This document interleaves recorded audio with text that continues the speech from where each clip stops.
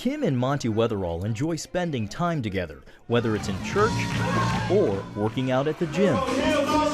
She's helped him tackle weight loss. 80 pounds, yes. I walked in there well over 300 and upwards of 320 pounds. And also in dealing with a painful past. When I got home and he told me what his plan was, it hit me like a ton of bricks. I made a decision to end my life. Monty resisted getting help because as a pastor, he's used to giving advice. Most people in his life know Pastor Monty as a young, dynamic preacher, always armed with an encouraging word.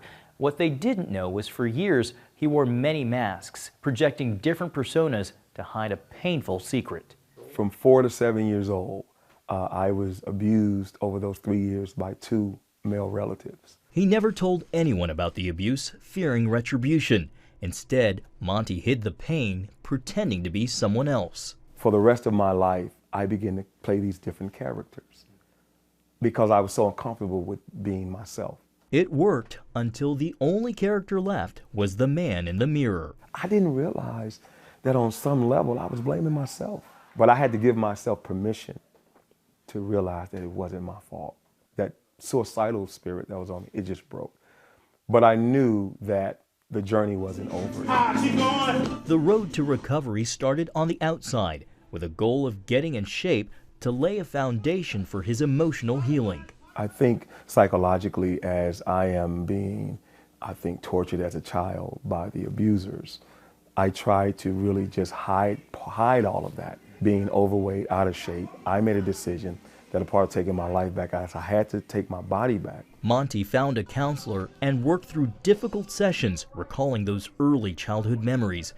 And just like female victims, it took decades into adulthood to begin the process. The majority of women that I see who are violated as a child really aren't ready to start the healing process till they're at least 30. Sexual violence has got to go. In the #MeToo era, sexual abuse scandals have now hit evangelical circles with its own social media campaign, #ChurchToo. I regretfully had a sexual incident with a female high school senior in the church. Challenging as it may be, Wheeler believes these revelations can help churches do better to address sexual abuse and reach victims. What we are seeing is the community as a whole starting to at least willing to talk about this conversation.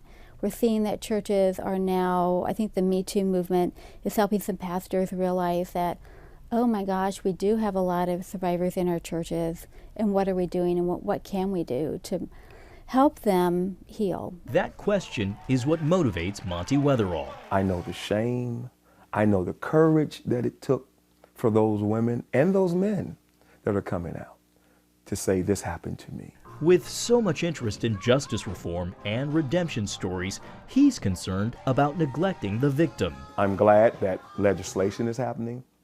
I'm glad when authentic redemption has taken place.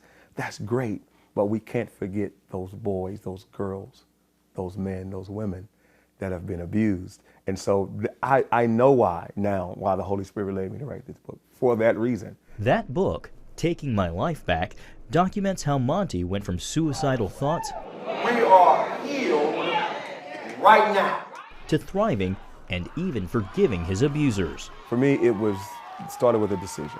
I had to make a decision to forgive those that sexually abused me. And my abusers, they didn't know who I was going to become. They didn't know I would become a pastor that would help thousands. They didn't know I would even witness to them and lead them to Christ and baptize one of them. For Kim, she says their marriage is stronger and they're happier than ever. Sometimes I look at him and I don't even think it's the same person I married. He was wonderful then, but he's wonderful and healthy and whole now. John Jessup, CBN News. Jesus. Amen. Reporting in Swansea, Illinois.